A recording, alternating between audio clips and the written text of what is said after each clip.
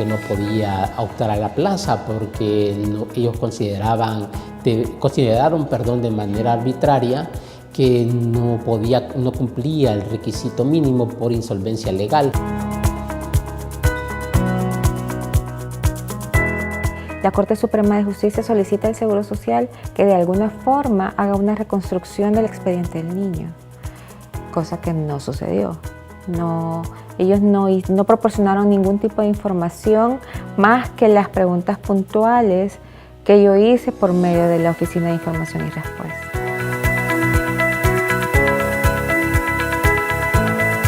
El mismo derecho que tiene la persona a sus datos personales o a la protección de la misma, también le abre precisamente las puertas para el ejercicio de otros derechos. Acabo de mencionar, por ejemplo, que de repente la persona no tiene la oportunidad de acceder a otro empleo y efectivamente su falta de protección en datos personales incide en su derecho a tener un trabajo, ¿verdad? Y a un salario digno.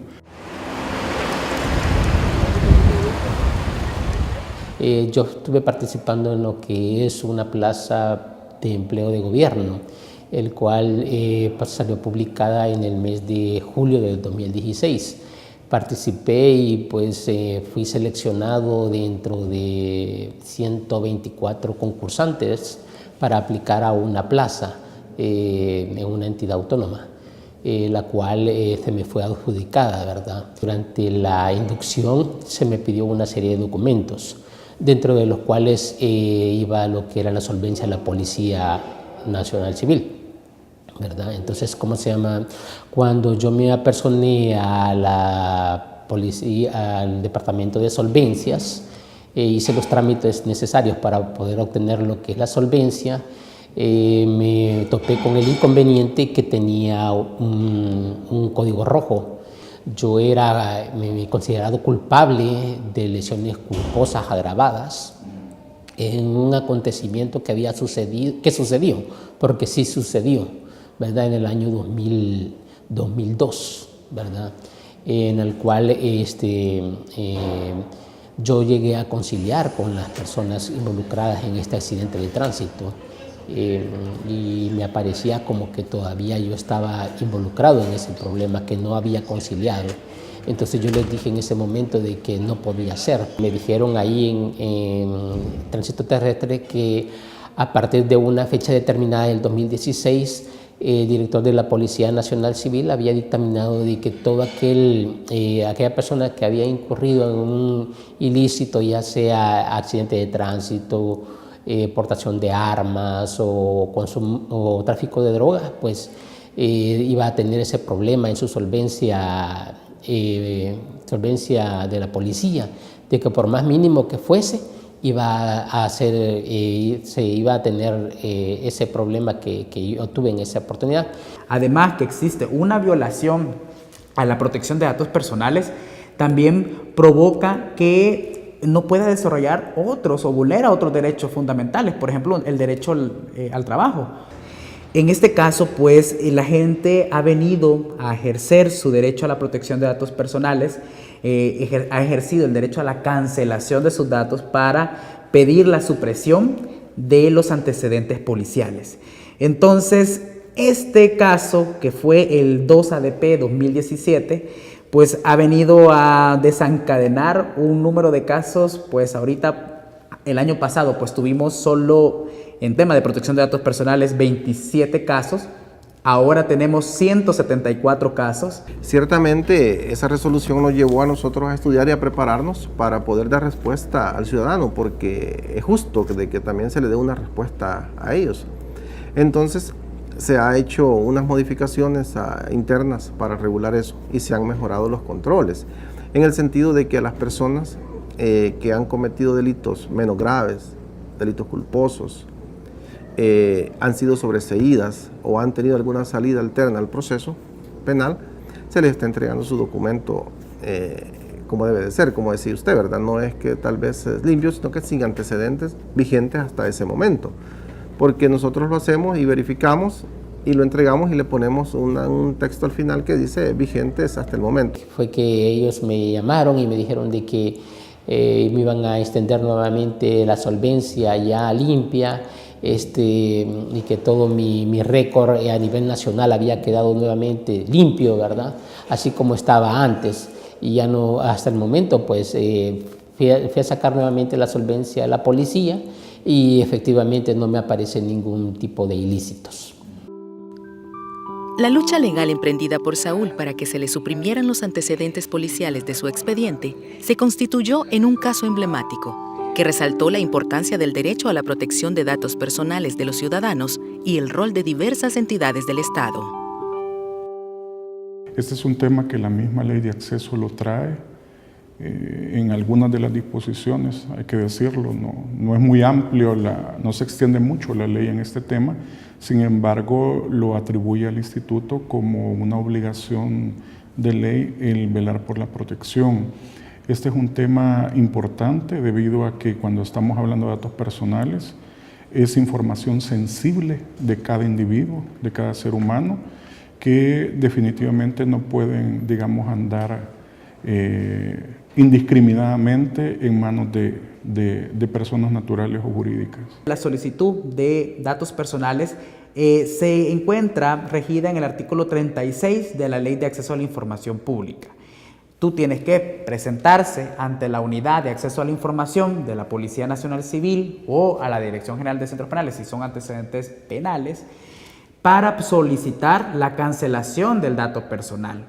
Entonces, una vez que se ingrese la solicitud de cancelación, el oficial de información tiene, en este caso, 30 días hábiles para poder dar una resolución donde dice, pues sí, se procede la cancelación o denegarlos. Si nosotros empezamos a ver el histórico del instituto, en el primer año hubo muy pocos casos, ¿verdad?, de datos personales. Es más, el IAIP no hacía esa clasificación de apelación de datos personales y apelación en materia de acceso a la información pública. No obstante, año tras año incrementó considerablemente las apelaciones en materia de datos personales, que el instituto decide ya hacer una categoría especial para las apelaciones de datos personales. En este año son ya más de 170 casos que se están conociendo y en su mayoría son en contra de la Policía Nacional Civil y la Dirección General de Centros Penales por el hacer uso del derecho de cancelación de datos personales. La Ley de Acceso a la Información Pública explica que los datos personales son la información privada de un individuo, relacionada a su nacionalidad, domicilio, patrimonio. Asimismo, distingue entre ellos los datos personales sensibles, que son los relacionados a información íntima o que puede afectar el derecho al honor, a la intimidad personal, familiar y a la propia imagen, tales como el credo, orientación sexual, afiliación o ideologías políticas. Los ciudadanos están facultados por dicha ley a conocer si se están procesando sus datos personales, a conseguir una reproducción de esta información, a que se corrijan o supriman sus datos cuando los registros sean injustificados o inexactos, y a conocer a quién se le transmiten sus datos. El derecho de protección de datos personales no nace pues de la ley de acceso, sino que nace incluso pues de la jurisprudencia constitucional. Antes de la entrada en vigencia de la Ley de Acceso a la Información Pública, pues únicamente se tenía la vía del amparo. Por medio del amparo, ante la Sala de lo Constitucional, las personas podían proteger sus datos personales, o también llamado derecho a la autodeterminación informativa. Un hito importante en materia de protección de datos personales se dio en noviembre de 2014, cuando la Sala de lo Constitucional de la Corte Suprema de Justicia ordenó al Buró Crediticio DICOM Equifax SADCB, conocida como DICOM, depurar la base de datos personales que recopiló sin el consentimiento expreso de sus titulares. Además, le advirtió abstenerse de utilizar o transferir a cualquier título o destino la información de las personas que consta en su base de datos, a menos que en cada caso individual cuente con el consentimiento expreso del dueño de la información.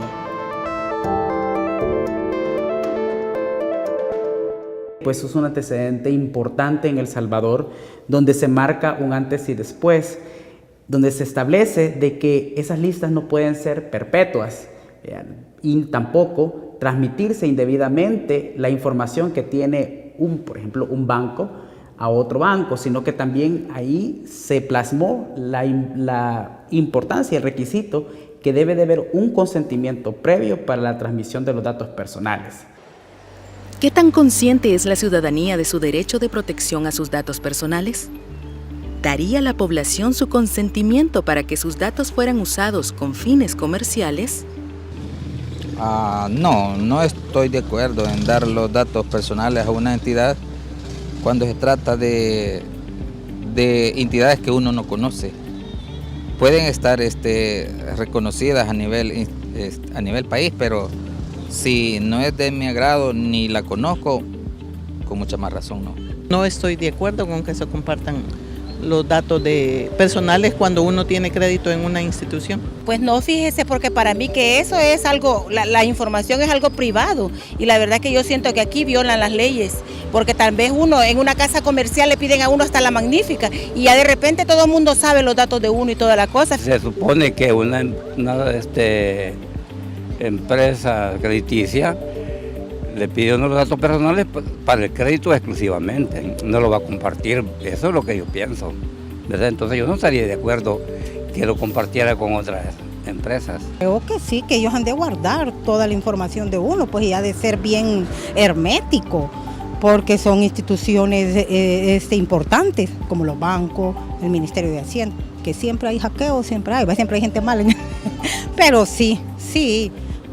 Yo digo que sí, siempre hay información que se guarda. Desde que el 8 de mayo de 2012 entró en vigencia la Ley de Acceso a la Información Pública, se han reconocido avances en cuanto al tratamiento que le dan las diversas instituciones del Estado a la información que almacenan. Sin embargo, hay muchos retos por delante, como se evidencia en el archivo y tratamiento de expedientes clínicos que guarda información personal sensible.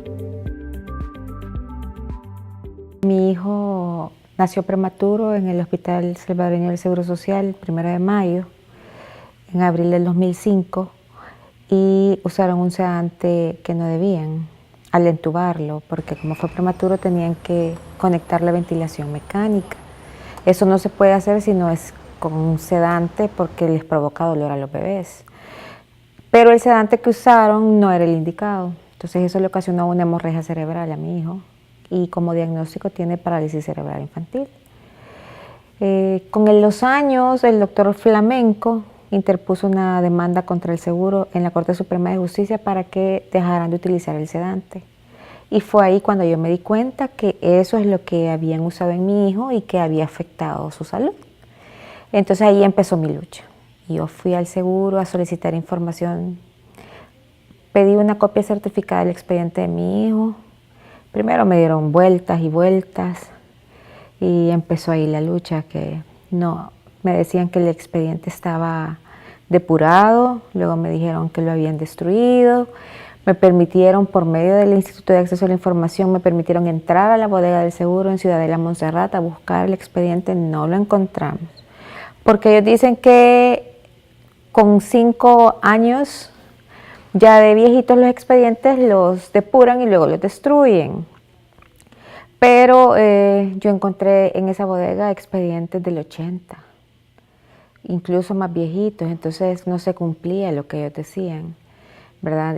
Pero obviamente no encontré el expediente de mi hijo. Nosotros por una normativa emitida en el año 2006, se había establecido que los expedientes clínicos activos iban a tenerse en el archivo, por un periodo de 5 años. Posterior a 5 años de inactividad, ¿verdad? Ya sea porque el paciente pues había fallecido, porque el paciente pues, ya no llegó a consultar, ¿verdad?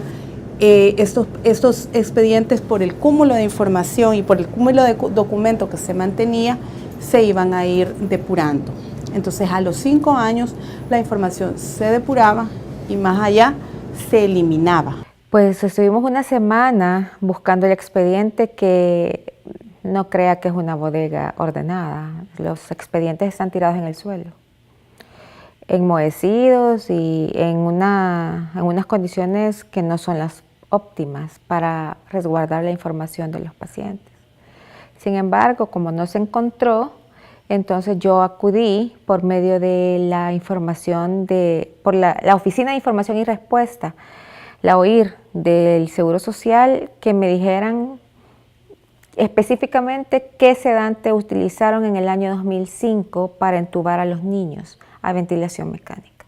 Y fue ahí que ellos extendieron una constancia debidamente firmada y sellada, donde dicen que el sedante de primera elección era el midazolam con alcohol bencílico, que fue el que le ocasionó la hemorragia al niño. Entonces, si bien es cierto, no tengo el expediente, pero tenemos la certeza que eso fue lo que usaron en el niño y que le provocó la hemorragia cerebral. El caso de Claudia Reyes sentó un precedente para que el Instituto de Acceso a la Información Pública realizara un diagnóstico preliminar sobre el estado o las condiciones en que se conservan los expedientes clínicos en la red pública de salud. El diagnóstico permitió identificar cómo se resguardan, conservan y se tiene acceso a estos. Entre las dos instituciones se encontró que hay al menos 6 normativas diferentes que hacen referencia a algún componente de cómo cuidar, ¿verdad?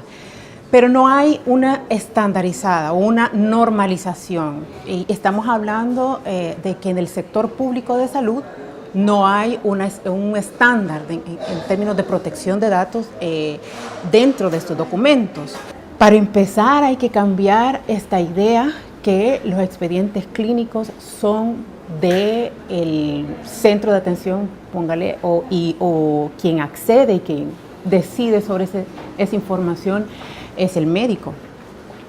Esto hay que modificarlo porque en realidad el dueño de la información es el paciente y los centros de atención y los médicos son los que tienen que resguardar, garantizar que esa información esté bien custodiada, que se le pueda tener acceso. Los resultados arrojados por el diagnóstico ayudaron a generar acercamientos entre el Instituto de Acceso a la Información Pública y el Ministerio de Salud Pública y Asistencia Social, así como con el Instituto Salvadoreño del Seguro Social, en busca de establecer estándares de conservación de los expedientes clínicos que manejan ambas instituciones, las cuales tienen una cobertura sobre el 94% de la población. El Seguro Social y el Ministerio de Salud, junto con el Instituto, han comenzado a marcar este esfuerzo en cuanto a los datos personales que se consignan en los expedientes clínicos. Y ya es un trabajo que se viene realizando desde hace un par de meses y se espera pues igual tener resultados a la mayor brevedad, en tal sentido que esos datos, incluso cuando se habla de datos personales, incluye también un historial médico que todavía más es parte de la intimidad misma del ser humano. La ley en la mayoría de información establece que se va a guardar 5 años, ¿verdad? Hay información contable que se guarda 10, pero ¿cuánto se guardan las historias clínicas? Ese es ahorita una de las disposiciones o de la normalización que se está trabajando con el Instituto de Acceso a la Información Pública. Ese es uno de los fines del proyecto, porque yo creo que lo importante que nosotros como institución estamos ya comprendiendo es que el hecho de mantener un archivo clínico en buenas condiciones y que la historia clínica esté al alcance de los médicos, esto repercute directamente en la atención de salud. El Instituto del Seguro Social tomó medidas, de hecho creó un archivo intermedio que le han llamado a ellos para aquellos expedientes que no son activos, ¿verdad? Pero que se necesita, digamos, reorganizar ese sector. Estos archivos se les ha dotado de anaqueles, de material como para que ellos puedan colocar los expedientes, ¿verdad? Y sí todavía se está trabajando. De hecho, ese archivo entiendo yo que se compartía y ahorita ya se está desocupando para dedicarlo solamente a lo que es el archivo intermedio. Casos como estos evidencian la necesidad de una ley dedicada exclusivamente a la protección de datos personales. varias instituciones públicas han aportado a la conformación de un anteproyecto de ley que se espera ser presentada en breve en la Asamblea Legislativa. Es importante este cuerpo normativo por dos aspectos. El primero de ellos, porque se amplía el margen de atribuciones del instituto, establece procedimiento sancionatorio en el cual se puede multar a aquellos que hagan mal uso o mal tratamiento de datos personales. Se le da la facultad al instituto no solo para conocer del mal uso de los datos personales en instituciones públicas, sino que también ya se incorporan entes de naturaleza privada. Existe conocimiento entre los salvadoreños sobre la información que contiene un expediente clínico, así como del tratamiento que le dan al mismo, y alguna vez han hecho una solicitud para tener acceso a tan importante documento. La verdad no, francamente no. Es un archivo, bueno, desde pequeña lo hemos tenido y como no me enfermo seguido, no tengo acceso a ese archivo. Pues nunca he tenido acceso a eso. Sí, ignoro de qué manera también manejarán la información, aunque pienso yo que los ciudadanos creemos que todos esos datos son confidenciales y están bien resguardados, pero en realidad creo que la mayoría no sabemos. Bueno, más que todo son sobre los servicios hospitalarios, digamos, la dirección de uno, es decir, los datos personales. Solo eso más que todo conozco. Desconozco qué puede hacer lo demás. El expediente clínico creo que ese no es, aunque sea de uno, no lo puede consultar, eso yo no sé. Realmente es un secreto quizás médico, ¿verdad? Quizás porque si uno padece una enfermedad terminal, no debe morir antes, ¿verdad? Pero sí, sería bueno, fíjese, sería bueno que se compartieran esos datos. No, nunca he intentado saber qué vea, porque como el médico, cuando uno va a consulta, uno puede ver lo que el médico va poniendo, ¿verdad? No, eso sí no, aunque es del derecho público, lo sé. Sé que uno puede, vea, pero también la institución se reserva el derecho de mostrárselos. No sé qué es lo que contiene y nunca lo he solicitado, así es que no sé realmente qué es lo que tendrán escrito en el seguro. Para construir una sociedad en la que se asegure el pleno goce del derecho de protección a datos personales, las instituciones del Estado deben generar las condiciones óptimas de procesamiento y almacenamiento de esta información, y los ciudadanos deben apropiarse de la idea que los datos que comparten con entidades públicas y privadas son de su propiedad y no se les debe impedir el acceso a ellos. En esta siguiente fase lo que se pretende precisamente es que esa información se clasifique, se ordene, de tal manera que el ciudadano el día de mañana, cuando haga una solicitud acerca de sus datos personales, no tenga que pasar el viacrucis del tiempo, sobre todo de que no encuentran la información. En la medida que esta información está ordenada, en esa medida es que la respuesta va a ser más oportuna. En la medida en la que la gente entienda o se mete en el chip de que esta información le pertenece, yo creo que se lograría un gran avance, porque entonces va a obligar primero a que le cuiden su información. Y yo invito a la gente que no se quede con el no que le dan en las instituciones, porque pues es lo más fácil que le dicen a uno, no, fíjese que ya lo destruimos, no, fíjese que ya no existe. Pero uno no puede quedarse con eso, son datos de uno, de sus hijos, datos que solo a uno le interesan. Entonces uno tiene que buscar la forma de llegar a la verdad. Y eso fue lo que yo hice. Me costó, pero sí lo conseguí.